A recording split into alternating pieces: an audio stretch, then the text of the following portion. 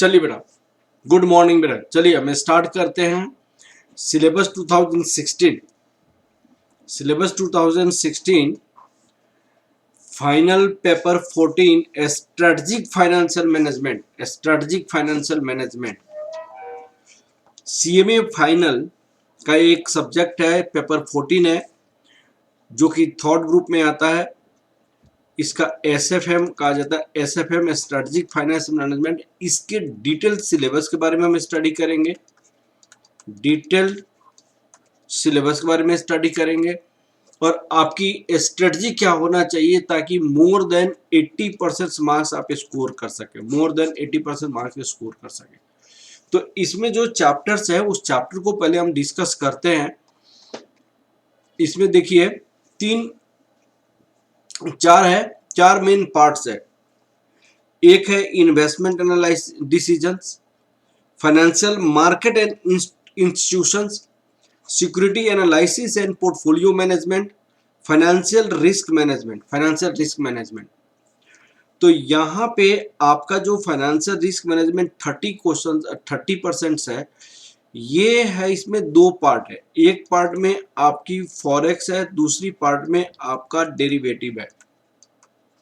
ये दोनों मिलके 30 मार्क्स का क्वेश्चन आपसे पूछे जाते हैं, 30 मार्क्स के क्वेश्चन पूछे जाते हैं। डेरिवेटिव में अपने आप में 55 एग्जांपल्स आपको दिया हुआ है, इलस्ट्रेशन 55 इलस्ट्रेशन दिया हुआ है। यहाँ पे भी लगभग आपको 20 आपको इलस्ट्रेशन प्लस एग्जांपल्स आपको बनाना पड़ेगा। और इसमें भी बहुत सारी कंसेप्ट्स है, इसमें भी बहुत सारी कंसेप्ट्स है। वो सारी कंसेप्ट को माइंड में रखना आपके लिए थोड़ी सी मुश्किल होगी आपको। तो थोड़ा सबसे टफ पार्ट्स होता है फाइनेंशियल रिस्क मैनेजमेंट, सबसे टफ पार्ट्स होता है आपको। और टोटल आपको अप्रोक्स 90 एग्जाम्पल प्लस इलस्ट्रेशन आपको समझना पड़ेगा, तब ये चैप्टर्स आपको समझ आ जाएगा, तब ये चैप्टर आपको समझ आ जाएगा बहुत अच्छे से।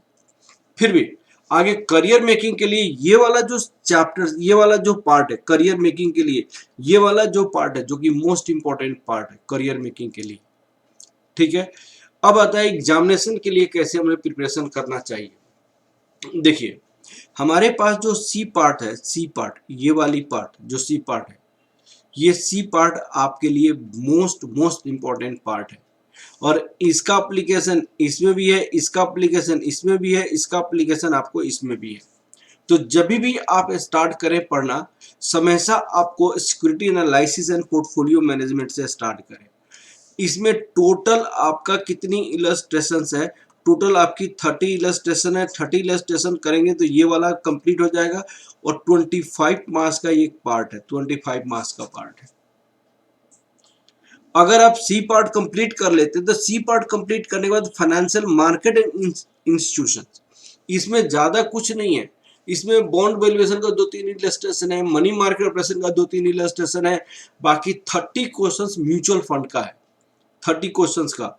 तो बी पार्ट में जो है हमारे पास, बी पार्ट में आपका money market operation, bond valuation और म्यूचुअल फंड ये आपको 2 इलस्ट्रेशन होगा। ये आपको दो इलस्ट्रेशन इसमें होगा। 30 इलस्ट्रेशन आपका म्यूचुअल फंड का है। तो इतने क्वेश्चंस करने के बाद आपका 20 क्वेश्चंस आपका 20 मार्क्स आपका आ जाएगा।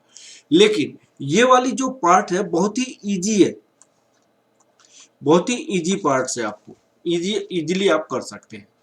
तो मैं ये आपको कहता हूं कि सबसे पहले आप सी पार्ट की तैयारी कीजिए, क्योंकि सी पार्ट करने से बी पार्ट आप इजीली कर सकते हैं, बी पार्ट आप इजीली कर सकते हैं। और बी पार्ट के साथ साथ सी पार्ट का यूटिलाइजेशन आपका डी पार्ट में भी है।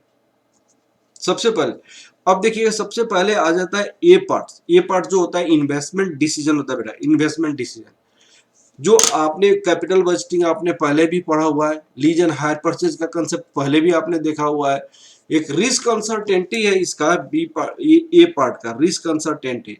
तो ए पार्ट में आपका 3 बातें हैं जो आपको बताता है। 3 पार्ट कौन कौन सा आपको यहाँ पे सबसे डिटेल में आपको यहाँ पे बताई गई है। यहाँ पे देखिएगा, इन्वेस्टमेंट डिसीजन में आपको यहाँ पे ये 3 बातें हैं। लीजिंग का कंसेप्ट पहले भी जानते हैं। इन्वेस्टमेंट डिसीजन, ये आपका सी में इंटर का है, इंटर की कंसेप्ट है, तो यहाँ आप इजीली कर सकते हैं। दूसरी, रिस्क प्रपोजल फॉर इन्वेस्टमेंट जो है ना, रिस्क अनसर्टेनिटी जो है, यहाँ पे रिस्क अनसर्टेनिटी इसको कहा जाता है, अनसर्टेनिटी। ये वाली आपको सी पार्ट का जो म्यूचुअल पोर्टफोलियो मैनेजमेंट करेंगे वहां से आप मैक्सिमम कंसेप्ट आपको आ जाएगा, तो ये वाली पार्ट भी आपके लिए इजी है। तो मैं ये कहता हूं कि सबसे पहले आपको कौन सा पहले करना चाहिए, तो सबसे पहले फर्स्ट में आपको ये वाला स्टार्ट करना चाहिए, ये फर्स्ट में ये वाला स्टार्ट करनी चाहिए। सेकंड में आपका ये स्टार्ट करनी चाहिए, इसकी प्रैक्टिकल पार्ट स्टार्ट करनी चाहिए, और ये आपको 2 में स्टार्ट करना चाहिए, ठीक है। 3 में आप इतना स्टार्ट करनी चाहिए।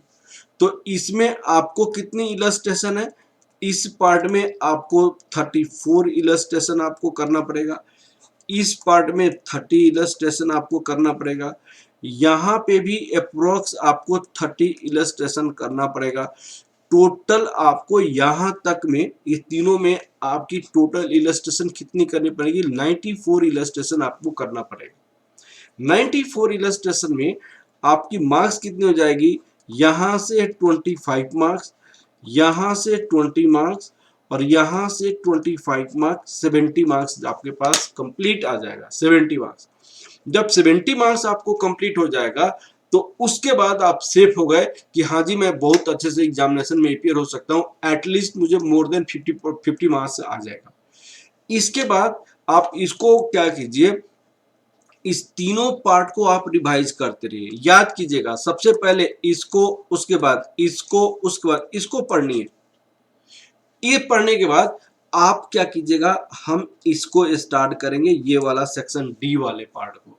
ये ऑलमोस्ट एग्जाम्पल प्लस ये 100 आपका एग्जाम्पल, इलस्ट्रेशन प्लस एग्जाम्पल करना पड़ेगा, तब ये समझ आएगा बहुत अच्छे से, और बहुत ज्यादा टाइम टेकिंग है, लेकिन करियर मेकिंग भी है ये वाला। फॉरेक्स आपको हर एक जगह यूटिलाइज होगा, जहाँ पे एक्सपोर्ट इंपोर्ट का काम होगा, मल्टी नेशनल कंपनी काम करेगा, जहाँ पे ज्वाइंट वेंचर्स होगा, वहाँ पे फॉरेक्स का काम आपके आ जाएगा। आजकल हर एक कंपनी रिस्क को मैनेज करना चाहती है, वहाँ पे डेरिवेटिव इंस्ट्रूमेंट्स का काम आ जाएगा। तो ये वाला करियर मेकिंग के लिए बहुत अच्छा है, लेकिन एग्जामिनेशन के लिए मैं कहता हूँ सबसे लास्ट में आप प्रिपरेशन करेंगे, टाइम होगा तो, ठीक है ना बेटा। तो इस तरह आपको प्रिपरेशन करना पड़ेगा। मेरी कोर्सेज में, मेरी क्लासेस में कैसे कैसे आपको प्लान की गई है पढ़ने के लिए। सबसे पहले आपको प्लान किया गया है कैसे पढ़ाने के लिए, मैंने प्लान बनाया है। आपको सबसे पहले मैंने आपको कंसेप्ट कराया हुआ हर एक चैप्टर का कंसेप्ट, और कंसेप्ट बेस्ड क्वेश्चंस है आपके पास, कंसेप्ट बेस्ड क्वेश्चंस मैंने कराया हुआ है हर एक चैप्टर में।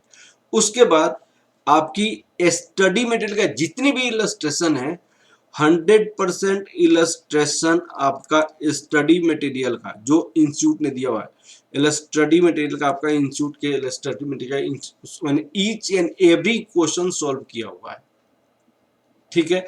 उसके बाद आपको क्या करनी है, आपके प्रीवियस ईयर की क्वेश्चंस आपको बहुत अच्छे से कंप्लीट करना है। जहां पे भी आपको डाउट्स आएगा वहां पे मेरा व्हाट्सएप नंबर है 9312606737, या आपका मेरा कॉलिंग नंबर है 8920730907 पे आप कॉल करके मुझसे इस पे बात कर सकते हैं और अपनी प्रॉब्लम को पूछ सकते हैं। मैं ईच एंड एवरी टाइम आपके लिए अवेलेबल हूँ।